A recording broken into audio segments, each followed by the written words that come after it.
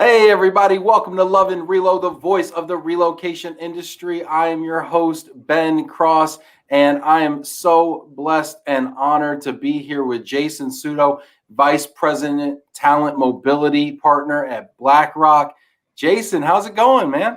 Hi, Ben, and in the words of Wendy Williams, how you doing? Oh, you did a Wendy Williams. I love it. I grew up listening to Hot 97 in New York all the time since I was in second grade. Wendy Williams was the jam back in the day. She's something. I'm doing amazing, Jason. I'm doing amazing, man. That's How's fantastic. everything? Are you got it? You need to take that? No, I apologize. It's my house phone. It'll stop in a second. Nah, Of course, no worries. you know. Yo, we should start taking calls. Maybe somebody's calling into the show. That's probably what it is. Imagine it's probably like a transferee, like, hey, where's my household goods? And you're like, I don't know, call the mover. Anyway, this is great. Jason, where in the world are you, man? I am located outside of Philadelphia. I hail from Middletown, Delaware, which is, nobody knows where that's at. So I like to say I'm a Philly boy at heart. I hear things are happening in Delaware. You know what? I mean, is it booming right now, or is that just my perception? You know what? Delaware is what they say a small wonder, the Diamond State, because we may be small, but we have a lot of value and we pack a punch. Our claim to fame right now, of course, is Joe Biden.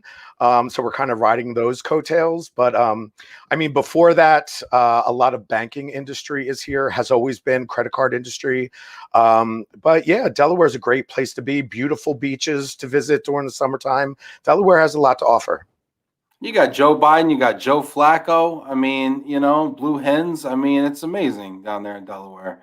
Yep. Half the companies in America are probably headquartered in Delaware. It seems like.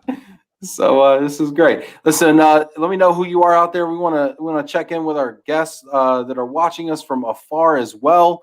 So let us know, audience members out there, who you are, where you are, and what you're doing right now. We got a bunch of people coming in on LinkedIn right now. Hope you all had a wonderful weekend.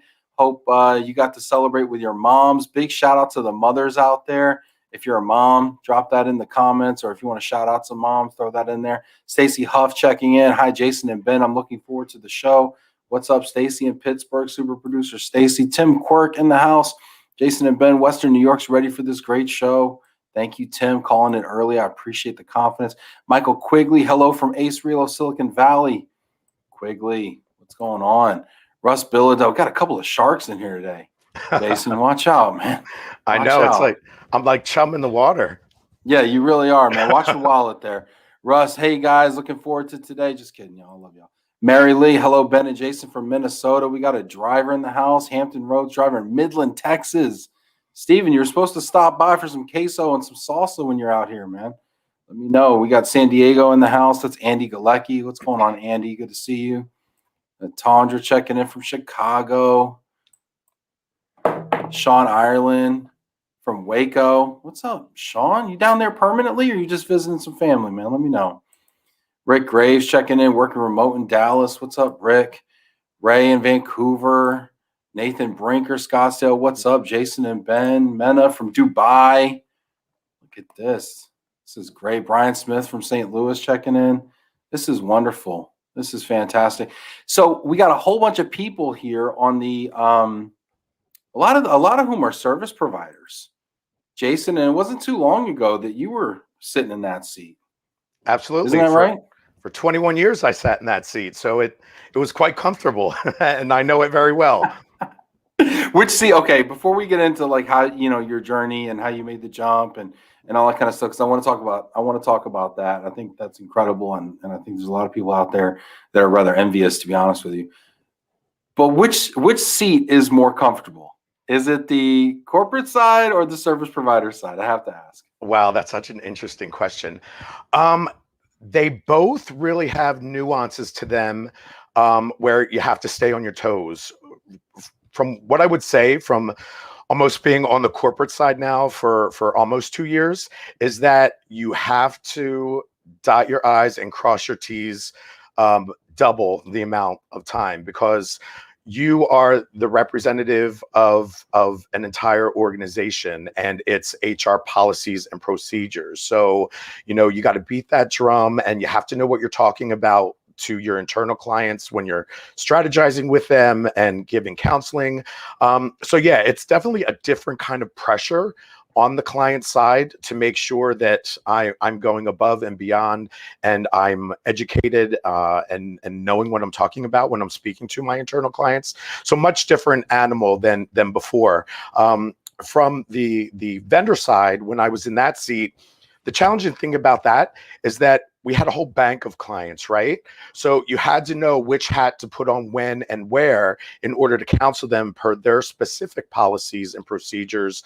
And you had to be able to change that at a moment's notice and be able to shift your mindset from who you're talking to. Here, that worry kind of goes away because it's one standard set that you have to adhere to. But I would say the pressure that you have HRBPs with their eyes on you. You have the COOs of the client businesses that I look after. So it's a lot. It's different pressure, but pressure nonetheless. Yeah. So interesting. So interesting. And we've got a bunch of people checking in here. I'd love to see what your questions are for Jason. Please go ahead and leave your questions in the comments there. We will get to all of them, I promise. We got a ton of great people in here. If you haven't done so already, hit that like button. It lets everybody know we are here. We are on. Jason's in the house. Okay, so it seems like from the corporate side, and correct me if I'm wrong, but this is just what I'm hearing, and maybe I'm misinterpreting. But it seems like from the corporate side, the focus is really on compliance and maintaining a compliant program that's compliant with policies and just making sure that kind of everything stays within guidelines and minimizing risk, maybe. Oh, absolutely. But along with that, what you have to do as well is be able to strategize and assist talent acquisition and HRBPs with, your main goal is to adhere to the policies and procedures and avoid risk at all costs, right?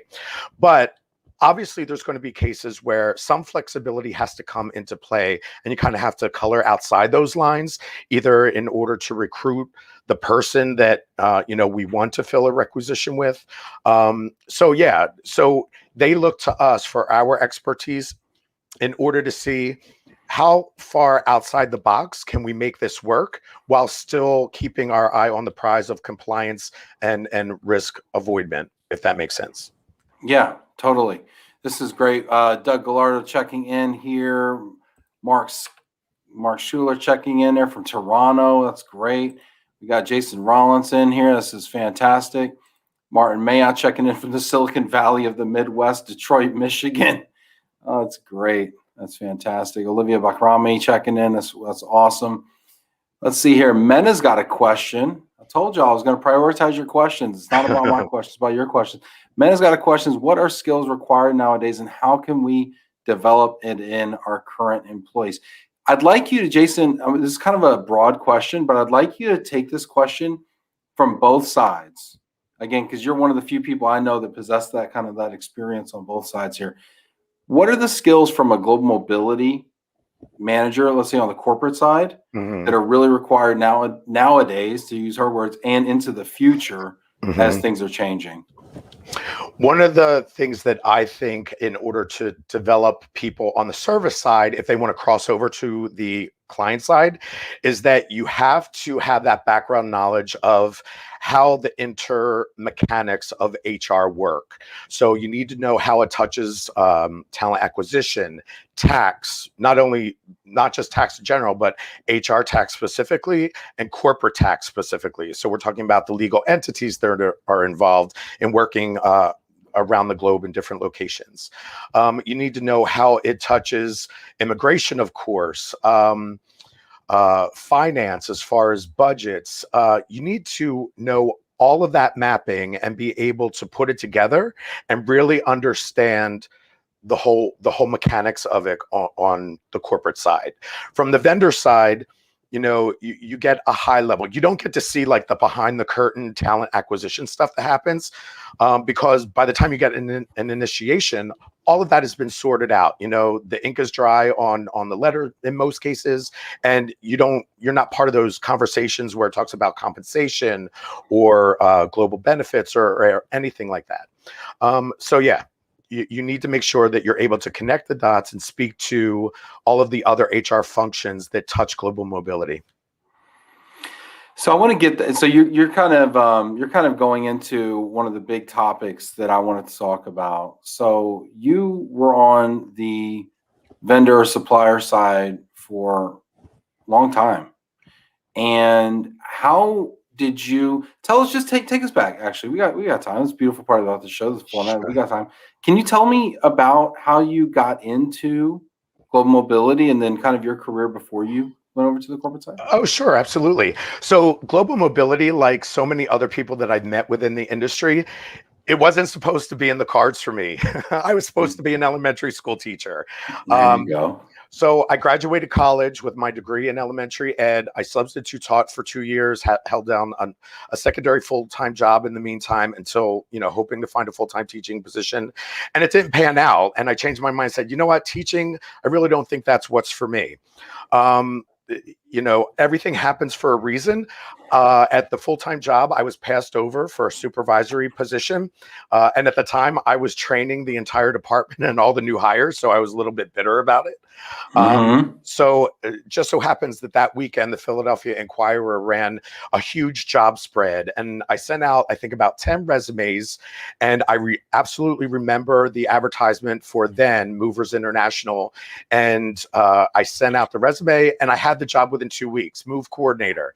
Had no idea of what that even meant. And I accepted the job. I remember. Pause. You said Movers International. I had no idea that that's what MI Group stood for, was Movers International. Yes, Movers International was the original company, and around 1998, the executive officers of the company had the good foresight to see how the industry was changing and evolving. So that is when we acquired Global Relocation Services to begin with, and that's when we became the MI Group. And then a few years after that, we then acquired a small home sale, home purchase real estate company, brought that under our wing, and then eventually, compensation services and everything else to become a full service global relocation company. But so this is so fascinating because I have a background in moving, right? And people are always like, you got to get out of moving. You got to get out of moving. So how do you pivot out of, move coordinator into, broader relo and mobility? It was difficult. I mean, I remember when I started off at the job, it was hard enough knowing global household goods, customs and getting a dry container and how you get that to residents and demurrage and all of that stuff, right? Someone who doesn't know about it, you have to learn it from the ground up. And then soon after that, we started throwing onto my plate. Actually, I was one of the first relocation managers within the MI Group to ever deliver the very first destination services program or service to one of our clients. So can you tell me about that for just a second? What made you come up with that? Like, how did that even come about? Well, at the time, our general manager was Scott Sheldon for our Philadelphia business unit, and he sold the very first destination services program, if I'm not mistaken. It was the first USA. And Glenn Zaire, I believe, is the customer that I relocated him and his family. And they went to Wales, if I'm not mistaken. We're talking 21 years ago, Ben. So I know. I'm shocked that you even. Hey, listen, nobody can fact check you. You can just make it up. It could have been the Prince of Wales. But okay, did he sell it before it was even a thing, and then you had to go deliver it? Like, how did no, it was a thing, but the MI Group had just brought these services into our suite of services. So no, it's not like I could call, my best friend in Houston and say, how do you do this? I need a little bit, tell me what your experiences is. What do I need to look out for? I was like, I was the sacrificial lamb, I think, at that point. So yeah. And then they're like, all right, well, we got to go deliver DSP services. We're charging for it, so we got to do it. And now, did you actually have to? You didn't actually go out and be the DSP. You organize those services. Right. So I was the manager of the service. Okay. Correct. So I partnered with the service provider who actually did the on the ground touring and all of that settling in support. But yeah, it was my responsibility to manage the process so that the corporate client didn't have to. So you really, it seems like had your kind of fingers on all the different aspects within the RMC world. At That's what point did you Yep. decide, hey, you know what? This ain't really working for me anymore. I want to go do something else. So what was that thing? What was that thing that made you say, you know what, gosh, I want to try something different? It's called mergers and acquisitions. Uh, Yes. the MI Group was acquired, of course, by Weichert Workforce Mobility, and at that time, the head office obviously was in New Jersey, and I was in Delaware, and unfortunately, my position was eliminated. So I took that opportunity, and we'll kind of get into it, in what we're going to talk about in a couple minutes. But I took that opportunity to really focus on and say, what do I want to do next in my career path? After 21 years, global mobility was in my DNA. So to even think that my next move was not going to touch global mobility made my heart hurt, because I love it and I'm so passionate about it. So I just needed to hone my search on exactly what I was looking for. How do you do that? Like, what is that process? Because I feel like there's a lot of people out there. I know, I mean, I was one of these people for years, um, who knows they're not really happy where they're at, Mhm. but they don't really know what's missing, or they Right. don't really know what would make them happy. Yeah. That there is the question. You need to find out what's going to make you happy. Fortunately for me, I left Weichert knowing that I was totally satisfied with the job that I was doing. I felt as though they were satisfied with what I brought to the table and the value that I brought to the MI Group and Weichert. It was just unfortunate for me that based on my geography that it wasn't a good fit. So yeah, for me, I absolutely could say global mobility makes me happy. This is what I'm going to do. Yeah. And so it's so funny too to hear about how you landed in my group, because that was like my story too. I mean, I literally took the first job that would hire me, and I landed at a moving company, in a call center, kind of in a service center environment, me and my wife, and you just kind of work your way up, from there, and you take Yes, the opportunities. and that's exactly what I did. I excelled so quickly at being a move coordinator and then a move manager that eventually I was awarded a client services manager of the Philadelphia business unit and then vice president of client services for the Philadelphia office. So yeah, if you find your niche and you're good at it, and not just that, anybody can be good at any particular thing, but if you have a passion for it, that's what makes all the difference in your performance. And I had a passion for it, and I excelled at it for 21 years. This is great here. I really always enjoy hearing people's kind of career stories here. We've got people checking in over here. I want to encourage you all to ask questions out here. We've got Jill Parteka, Deluxe Suites checking in. What's up, Jilly? Paul Seymour in the house from the UP, the Upper Peninsula. Paul, goodness gracious, up there in the UP. What's the weather like up there? Galia, hi, Jason and Ben from New Jersey. What's My up? friend Galia.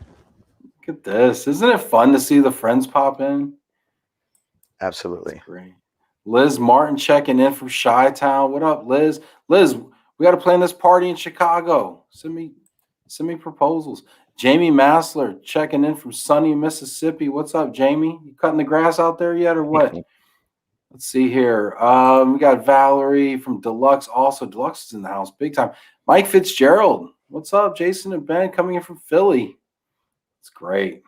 Now, is Philly is y'all's relocation council the Delaware Valley relocation Yes, council? Delaware Valley Relocation Council. Yeah. All right, I never understood. Like, so why don't they just? I mean, sorry, but like, why don't they just call it the Philly Relocation Council? It's confusing to us outside of the Valley. Yeah, well, Philadelphia actually kind of adopts Delaware as Okay. part of its family. Delaware, I guess, is kind of the redheaded stepchild of the geographical triangle area that we're in. So yeah, that's why it's called Delaware Valley Relocations Council. Got it. Got it. I learned actually last week that in the UK they say the poor uncle instead of which is it's just a Yeah, touch more no, inclusive. yeah, no offense to redheads out there by any means. Or stepchildren. Hey, blended Or families are I'm a amazing. stepchild as well, so Me too. I feel your pain. Oh my gosh. Oh my gosh. And actually, my stepmother was a redhead, so maybe I was the brunette-headed stepchild. Megan in the house. Sylvia checking in from New York. What's up? Mena talking about employee. Okay, so we're going to get to the switch here in a minute. We got a question. Employee engagement is a challenging subject. How are you dealing with it, especially with the remote work? Wow, just hopping right into it. How do we do employee engagement with the remote workforce? Uh, Remote has been challenging. The thing that I love about BlackRock is from day one, BlackRock knew that this was going to be a challenging period that was going to last more than just a couple of months. BlackRock has a fantastic mental health program. Actually, just this past week, Larry Fink sent out a company-wide message regarding mental health. It's Mental Health Awareness Month, and to make sure that we have access to programs that allow us to get support when we need it, right? On a weekly basis, all employees have a one-on-one with their direct manager, and it's not just a one-on-one to check and see, did you meet that deadline, did you get that proposal done on time. It's a one-on-one check to say, how are you doing personally, do you need support? So that's one of the things that I love about BlackRock. They are so in tune with taking care of their employees and making sure that throughout the past 12 months we've stayed engaged, and that when there are issues that we're getting the support that we need. It's been fantastic for us. Yeah, that's really great. That's really great. I think that's been an underrated part of the employee employer dynamic. Honestly, is that personal time, and I think it's just become even more. I think it's been front and center now with the pandemic, and people are starting to realize how important it is because we're not physically present. So Right. we're being intentional about those conversations. That's cool. Let's see. And the other thing I'll say, you talk about BlackRock and gosh, I mean, we're putting the cart before the horse a little bit here. But I've been following them a little bit lately over the past, 6, 12 months. And I've been really impressed with the sustainability conversations. Right. I'm really impressed because usually you look at companies that are kind of the lead dog in their space, and they don't have to necessarily be out front on these issues, right? And so I Right. always applaud when people that don't have to be out front are out front on issues. Um, so that's pretty cool. I mean, I saw a guest question: how does sustainability, and other things like that kind of go into your policies and the way that y'all do business? Um, it's an interesting question. I think our focus on sustainability is so out front and vocal, is because I really think that Larry Fink and the other company leaders see that if we don't forge this path, right, in order to take care of our world, it doesn't matter if we're a money making business or the world's largest asset management company, because we may not have a world and assets to manage. So it's great that he has those conversations with Bill Gates, and the different articles and press releases that you see on LinkedIn regarding sustainability. I think more corporations need to take a look at that. And no matter how large or small you are, everybody's got to play their part, right? Even on a personal level, everybody has to play their part in reducing their carbon footprint and cutting down on emissions and recycling and doing whatever they can to contribute to all of us as a society and a whole. So. Yeah, for sure. You're right. You're absolutely right. Money doesn't mean anything if you don't have a world to live in, right? Oh my goodness, this is great. Let's see here. We got a bunch of people checking in here, and I want to talk about the switch. But let's see here. Doug saying sometimes things happen for a reason. Talking about the switch. Martin says, "Congrats, Jason." That's cool here. Stephen Meyer, the driver, says this business is a curse. It's in our blood. I hear that one all the time. That's great. So tell me then. I want to get to the actual switch, right? So. Yep. So you said, you know what? I love global mobility, but can't be here anymore. Right. My cheese got moved on me, right? The Right. old book, Who Moved My Cheese? So what made you think about the corporate side? Yeah, and by no means, excuse me, by no means do I want to give the impression that it was an easy road for me whatsoever. I, like anybody else who, had a 21-year career with one employer, I went into a free fall, and I didn't know what was going to happen to me. And, having a husband and two children, I was expecting the worst. Like, am I going to lose my house? Do I have money, or do we have money to float us until I find something else? What about our health care? Right. All of that, you go into that tailspin, and one day you grieve and you go through the process, because that's something you have to do. And then you move on from it, right? It's when you what I like to say, you strap on your big girl pumps, and you got to go, and you got to walk the walk. So that's when, after I got over that period, that's when I started focusing on, all right, what do I want to do next? I had been on the vendor side for 21 years. I still wanted to be in global mobility. So I started on LinkedIn, which was a great resource as far as job hunting, looking at the different corporate mobility roles that were available there. And I started applying. And the more and more I read the job descriptions, I saw myself in those positions. And I don't want to go too far down this road, because I know, some of the things I want to say touch on, kind of what we plan to talk about. But yeah, you kind of, and that whole thing. And before that, you might have heard people talking about, you create these vision boards where you put pictures up of what you want your life to be. Ben, it sounds so hokey, but that's what you have to do. You have to see it in your head and make it happen for yourself. Because if you're not focused on that level of detail, you're not going to hone your senses in close enough to land what exactly that you're looking for. So what was on your vision board? It was, I wanted to be on the corporate side of mobility. Absolutely. I wanted to stay local. The last thing I wanted to do was uproot my family and move away from my extended family. I wanted to continue to, obviously, I'm not going to lie, I wanted to keep myself whole and resume an income level that I was used to and accustomed to. And I wanted to continue to have fun in what I was doing. And last but not least, I wanted to learn. I just didn't want to take any job and say, oh, I'm still in global mobility. I wanted to take what I knew and now learn a whole new aspect of it that I wasn't privy to before, to make it more exciting and give me another place to go. So you want to be on the corporate side. And I think a lot of people probably feel that way. In fact, I know they do, because I talk to folks out there all the time who are from the corporate side, want to be on the corporate side. I talk to people from the vendor side who want to be on the corporate side. Everybody seems to want the corporate opportunity. How did you find one? It just seems like there's so many more people out there looking than there are opportunities available. Yeah, and sure. You see a lot more going the other way. You see a lot of corporate folks going to the service provider side. It seems hard to make the jump the other way. It's almost like swimming upstream. How'd you manage to find that role?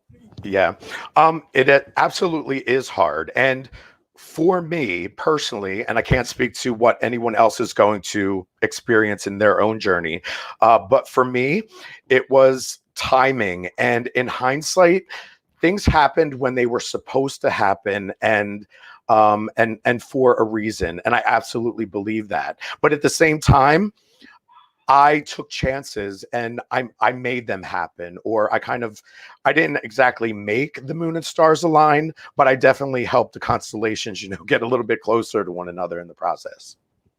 Yeah, no, that makes sense. And so actually, I'm going to ask you, okay, so we got some questions coming in. Keep those questions coming in. I want to get to all of those. We got Mena and Diane and Olivia and Jamie and Joe and Martin. I mean, keep those coming in, everybody. I want to get to all those. So you decided you wanted to go into there. You worked really hard to make the stars align. What were like some of the things, that came up maybe in the process where you felt like, hey, this is a gap I need to address, or this is something I did to kind of prepare myself? Because again, there's people out there that are watching this and want to emulate you and do what you did. Sure, absolutely. So you have to remember that, I mean, for me, when I was first job hunting, I thought I was just up against other external candidates, right? My mind never even went to, I'm not only up against people looking for a job or out of a job right now, but I'm up against internal candidates who want to change positions within that organization, right?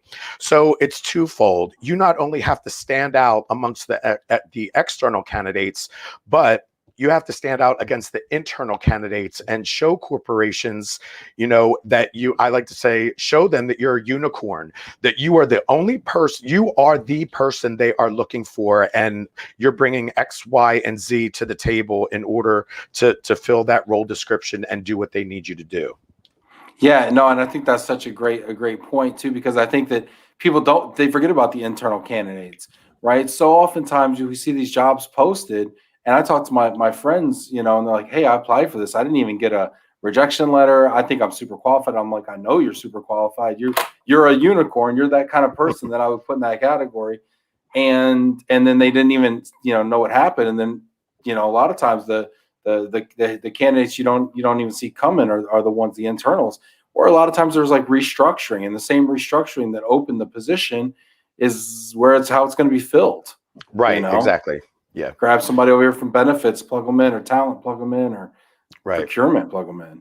And things change quickly. I mean, I had a lot of opportunities where I applied for the position and then it was put on hold because right now, we changed our mind. We don't have the money to fill this position at this time. So yeah, you don't know what internal challenges the hiring manager or the talent acquisition team is facing as well. And certainly they don't share that information with you, which makes it even more frustrating as a person who's job hunting. Okay, we got this. Let's see here. Diane Rizzo says Jason was a big help to me. He's awesome. Look at that. Isn't that nice? That's Diane's awesome. my buddy. That's what it's all about right there. Mena. Okay, so Mena says, me too. I want a corporate opportunity. And here Mena is. She's in Dubai. Okay, I know this because Mena's been an awesome supporter of the show. So shout out to you, Mena. God knows what time it is where you are. It's got to be like 1 a.m. But she's over here diligently, faithfully tuning in to Love and Relo. She wants a corporate opportunity. I think she's a hard worker because she stays up till 1 o'clock networking. So can you give Mena like 3 tips, like 3 practical things that she needs to do today if she wants to do that? Sure, absolutely. Just like you do in business development, you have to get to know who you're talking, the company that you're talking to, and you have to know what they are looking for, right? You have to qualify, read the job description, not only read it, really read it to understand it, to know what skills they're looking for, what type of person they're looking for, read the company's mission statements and their goals, to find out as much as you can about the corporate culture there. Then when you're applying for it, whether you have to tailor your resume, and don't think that just because you have one beautiful resume, that's going to be the shoe that fits every opportunity that you apply for.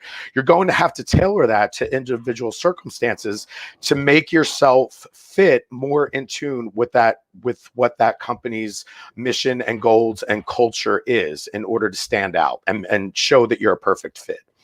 If you've been with an organization for a long period of time, like I was, we have this generational problem, right? Where not so long ago, people who were with companies for 20, 30, 40 years, they were praised for being loyal employees and having that longevity in their positions. And now with the younger generations, they hop from job to job every couple of years in order to gain their experience from that level, right? So what my what my word to the wise on this would be is that if you've been with a company for a long period of time, try to diversify your resume to show all the different things that you did within that organization within that long period of time. So yes, it looks like you worked for one company, but all the different roles and responsibilities and skills that you obtained and that you're able to do from that one experience. Don't make it look like you are a I'll use the term one trick pony, and I know we're getting into this, but try not to have your resume just showcase that, you know, you were with one company and you only did one thing. Yeah, you know, and then conversely, what if you have a resume with a, you know, let's be honest, you know, maybe a few 1 year, you know, stops, or 1.5 year, maybe a couple twos, maybe a 6 month, and you know what I mean? What if he kind of looks more like that? You know, how do you frame that in a way that's palatable? Well, you have to frame that in a way where you have to showcase it that you still learned something or developed an important skill, even though you may have only been there 6 months, right? Or else it just looks like you took another opportunity, or you just took it to segue, you know, or fill a gap in between something. You have to showcase it that it meant something to you and that you were valuable to that employer, even though you may have only been there 6 months. Nice. I hope that helps you, Mena. Good luck out there. Let me know what I can do to help you.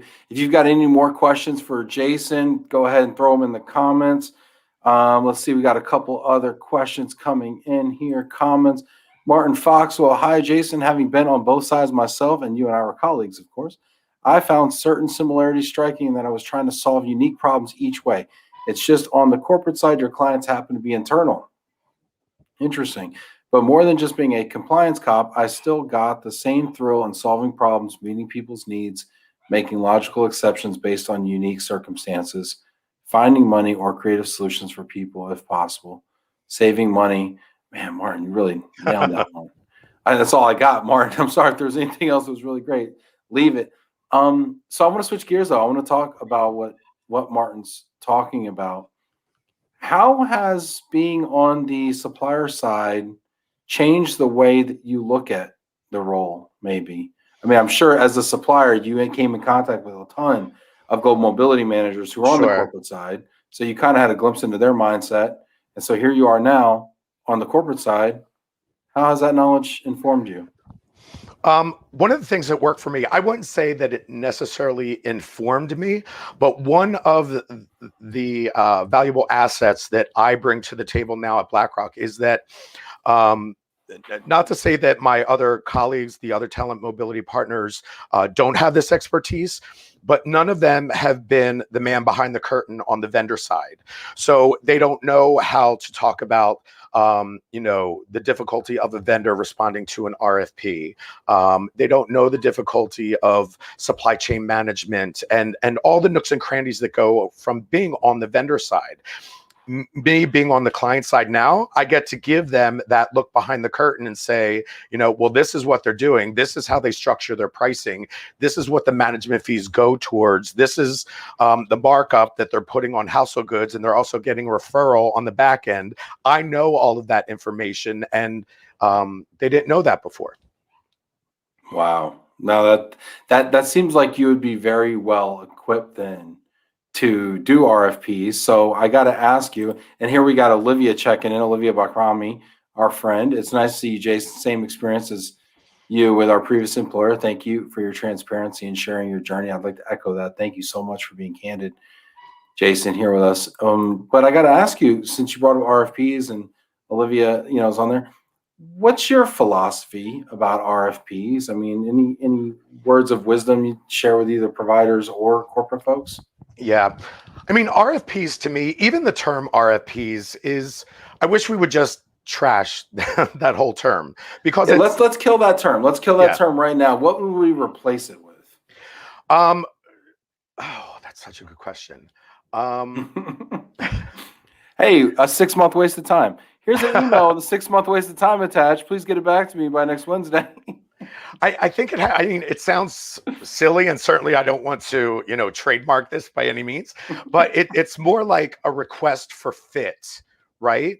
From my perspective of where we're at right now, price, while it's important, we're looking more towards what vendor is going to be the right fit for us and our culture, our employee experience, and our relocation needs. So yeah, I mean, I wish we could do away with the whole request for pricing, because that immediately puts you in that, lowest bidder is going to get the work. And for me, in my current role, that has really the least amount to do with it. It's really on request for information that's going to make you stand out as the perfect fit for BlackRock. Yeah, I feel like sometimes I wonder if a spreadsheet and a Word doc is the right medium for this, right? Like sometimes I wonder if like we're sending people these docs, we're like, hey, Yeah, hey, fill this out and get it back to me. It was like 50 questions, 100 questions, 150 questions, and there's an appendix with a table, and there's this, and there's send me sustainability, send me DEI, send me your privacy, send me your, and I just wonder, because you're right, it's about fit, right? Well, what is fit? Well, fit has a lot to do with culture, has a lot to do with values, it has a lot to do with things that are kind of squishy, and like right. how do you put that in a document? Right. And it has to do with relationships as well. I think, if the industry was to morph the process, maybe start off with presentations to begin with. That way Yeah. you get to see the frontline service people and account management team, first and foremost. And then you ask all the questions, like, and really drill down to, all right, what are the nuts and bolts that are going to make your company work with ours the best? Yeah, like I feel like a performative dance or something would be better than to the situation we're in now. Like, give me a So ball and a ribbon, and I feel like I could tell you more about the culture of my company than I could with this spreadsheet that I'm right. attaching. Right? Instead of Let's see. so you think you could dance, it'll be so you think you could do global mobility. Yeah, the masked provider. Like, let's do that where we all like put a mask on. Like, let's do like a trust exercise. Let's do a ropes Right. course. I feel like there's a million things we could do that would let you know if you want to work with me better than Right. the Word doc. This is great. Mark Topoleski, great show. Jason, you should actually trademark request for fit. That's really a much better way to think about the process. Mark's with Ellis Porter, a great immigration firm out of Detroit, actually. Do you do, since Mark commented here, immigration? How has that changed, or how has that been handled? I mean, what's the status of immigration right now in your world? Yeah, it really depends on where we're talking about, right? So, yeah, obviously the brakes were put on immigration last March. But by, I guess, July, August, some things started to open up and not necessarily return to business as usual, but it was getting easier to at least progress with different cases. There's some cases now where it's still a hurdle to get people into the United States, filing for national interest exemptions and emergency appointments at foreign embassies. And it's still very much a challenge. I don't want to make it seem by any means that immigration is back to business as usual, because it's not. Yeah, it's it'd be interesting to see, but I'm hopeful. I can say that I'm hopeful. Let's see here. We got a question. I don't even know what this question means. I'm scared to even ask it. Joe Palacio says, "What is your organization doing to prepare for the possibility of the PRO Act?" I am stumped. I don't know what that All means. right, we'll agree to both be stumped on this one. Okie dokie, moving on. Let's see here. I want to talk to you. I do want to talk. People are saying partnership value proposition. Oh, okay. Interesting. Farrell says universal RFPs. Be interesting, Farrell. I'd love to know your thoughts on that more. Joe Partega, that is great advice. So true. Knowing the culture is so important when you go into an interview. Yeah, culture fits are important on interviews, are important on providers. I think it speaks to the importance of trust as well. You mentioned relationships. Mark's got a great suggestion. Future Love and Relo show idea. Ben does performative dance. These are all. Mark, if you were to do performative dance, would you do the ribbon, the ball, or the baton? Let me know. Also, if I'm missing a prop, let me know as well. But I do have a question actually around DE and I. You know, we touched on this just briefly, but I want to go into it because we have just a little bit of time. What role does DE&I have in global mobility, and what are the opportunities? What can it have? What do you think the opportunity is? That's a great question. So right now, and again, I can only speak from my experience. So right now, DE&I, it's a huge focus at BlackRock. However, within global mobility, not so much. And I would think that it's going to get there. It's creeping in, and obviously, at some point, it's going to be part of our matrix and our analytics. It's huge at BlackRock, first and foremost, because we truly believe that a diversified, inclusive, and equitable workforce makes us grow as an organization and a firm, right? Because different ideas from different places, everyone contributing, is going to give us a more diversified view of the world and how to succeed, instead of having a one-sided cookie cutter version that everyone thinks the same way, talks the same way, acts the same way, right? I don't have to educate people on what DE&I brings to the table. From a mobility perspective, though, I don't think it's really been connected from at least our perspective. So I think at BlackRock, where we will be getting more involved when that is to start partnering with talent acquisition on the DE&I analytics. So we can include that in a reporting to say, one of the things we say on a daily basis as a talent mobility partner is we're striving to deliver the most fair and equitable and program that we can, and a consistent employee experience for everyone who's getting mobility here at BlackRock. What we're not capturing is that, are we really doing that? Are we really making sure that someone of color that is female moving from point A to point B for a permanent transfer, are they getting the same package that this person would get in that same role? So I think to tie everything together between DE&I and talent acquisition and global mobility, we're going to start tracking those details in order to keep a closer eye on it. Well, there's tracking, yeah, and that's awesome. There's tracking the benefits that we're given, but I think that, what about tracking who gets the opportunities to begin with? Right. Well, I mean, from my perspective, that's falling more on the talent acquisition side. So that's kind of being handled up front when requisitions are opened, and that they're pulling for candidates to make sure that they're getting a diverse candidate pool to fill those open roles. So yeah, from my perspective, and it may be different within different organizations, but at BlackRock, that's right now with talent acquisition, and that's their responsibility. Yeah, no, that makes a lot of sense, because they are the ones that are picking the talents, so to speak. So the other thing that I've heard about, and I want to ask you about, is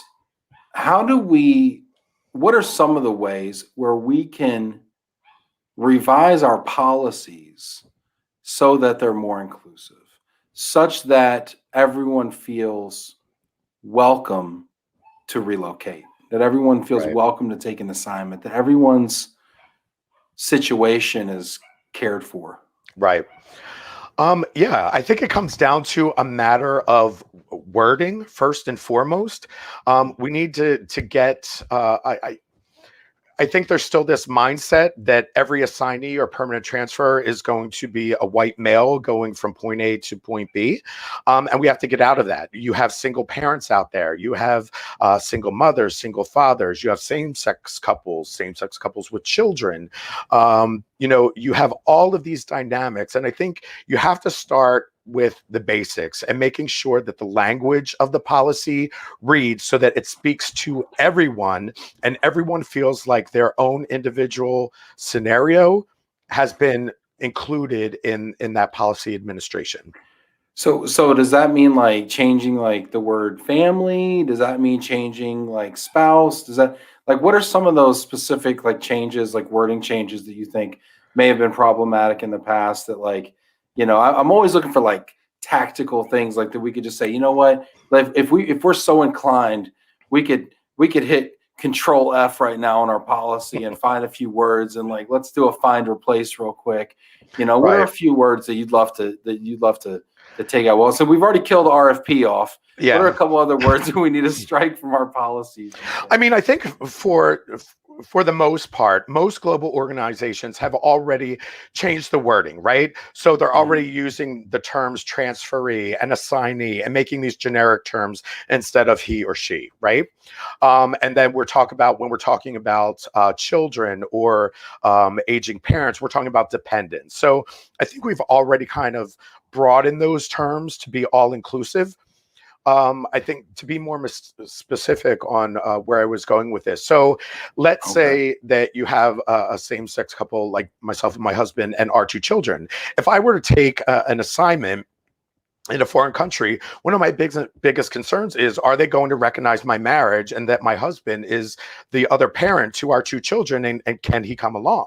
So you need to incorporate those types of specific instances into your policy so that I think people don't have to ask the questions. They see it there in black and white. They've already thought about my situation, and I don't have to feel like they're making a special provision for me because I have to ask the question, what are you going to do for me because this is my special scenario? Does that make sense? That makes a lot of sense, right? Like, you don't want people to have to ask. It should already be provided for. Right. Yeah, that's awesome.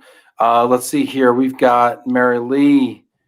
This is great. I could talk about DE and I all day here.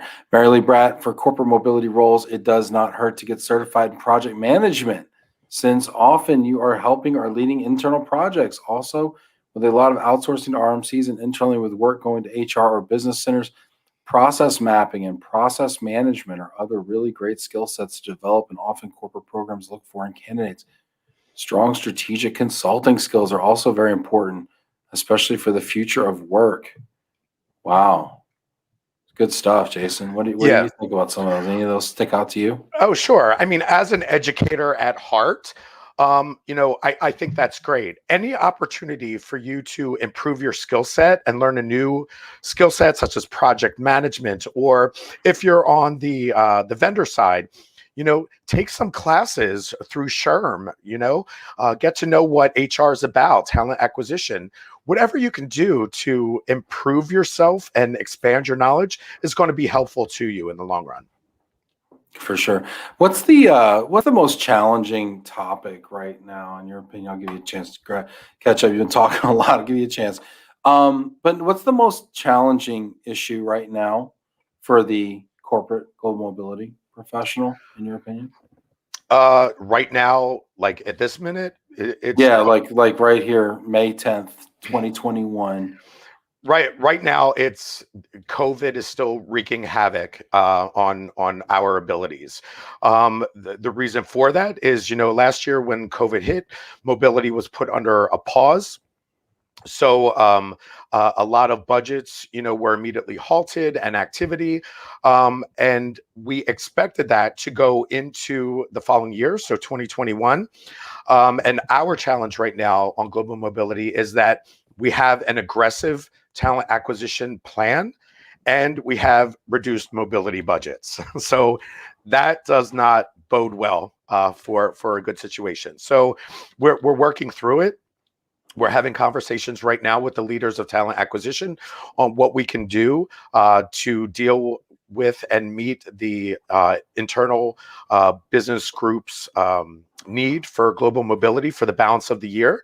So yeah, it's not by any means, the end of the world, and mobility has got to happen, but it's challenging right now because we didn't expect it to be where we are. When you talk to me about and I appreciate that so much. When you talk to me about aggressive talent acquisition goals, but not a huge budget for mobility, I can't help but think of the buzzword remote assignment, right? A virtual assignment, right? Yeah. And are virtual assignments like a real thing or not? I'm. What are your thoughts? Yeah, not. I say this thankfully, not in my world. For us as an organization, being a financial institution, we, compliance and risk mitigation is at our forefront. So for us, we can't just say you can work anywhere you want to in the world. It's not a problem. We just can't do that. So for us, remote assignments are non-existent. It's either you go on assignment or you postpone your assignment. So that's kind of where we're at with it. But okay, awesome. Okay, my last question before we hop into our top 5. okay, My last question is seat at the table. This has been the question since I've gotten into this business. And I don't know if we're making progress or not, but I'd like your thoughts. Are we making progress as an industry, getting our global mobility professionals seats at the table? And what is your thought on the best way to do that? When you say seats at the table, seats at the corporate table? Yeah, at the corporate table internally. Yeah, seats in the boardroom. Seats at the table, in the room when the decision. It's like Hamilton, right? To be in the room, right? It's all about Right. being in the room. Which I actually like in the room better than seat at the table. But go ahead, yeah. Yeah, no, I mean, I absolutely think so. But then again, I think it's all up to the individual. I'm a big proponent of, you know what, nobody else, the cavalry is not going to come to my rescue and magically say, Jason, we have this golden opportunity for you, right? You have to make it happen for yourself. So if you want a seat at the table, you need to know who else is at the table. You need to know what it's going to take to get yourself at the table and stay at the table. You need to know what to be prepared for as far as discussions at that table. You need to do your homework. So yes, absolutely. I think the industry is doing a great job at making sure individuals who want to be at the table are prepared to do so. But at the same time, you got to want it for yourself and make it happen for yourself. Love it. Inspiring. Awesome. As a person who's done it before, Jason, this has been super inspiring how you transitioned from the supplier side, where you did that for over 2 decades, into the corporate side of a really cool company. I'm also a shareholder. Got my little app. Got a little BlackRock. Love it. Big believer in the company. But I want to do our top 5. You got a top 5? Let's go for it. I do. Let's do it. All right, Jason, what's your top 5 for today? So top five for today is transitioning from a vendor provider mobility role over to the corporate mobility role. Awesome. I love it. I think a lot of folks watching are probably glued to this top 5. All right, number 5. Number 5 is one trick pony syndrome. This is twofold. Don't let people think that you're a one trick pony, and don't talk yourself into believing that you're a one trick pony, right? Make sure that you position yourself that whatever you did in your former life or lives, that you're diversifying that, right? And showing, okay, I may have been at one organization for this amount of time, but within that space, these are the 5 different things. As part of business development, I was on the client services side. I was account manager. Heck, I even helped fill out customs forms for House of Good shipments coming into the US. You need to show them that diversified expertise in all areas. I love that, because you're looking at 2 people who would still be a move coordinator. Right? And you can't let people define you and pigeonhole you like that. That's awesome. And people will try to do that. I don't know why. People will try to do that to you. Number 4. Number 4 is no direct HR experience. So one of the hurdles that I faced was that convincing a corporate client who had an opportunity for a global mobility role that I would be able to fill that role, even though I was never part of an HR function directly within a corporation.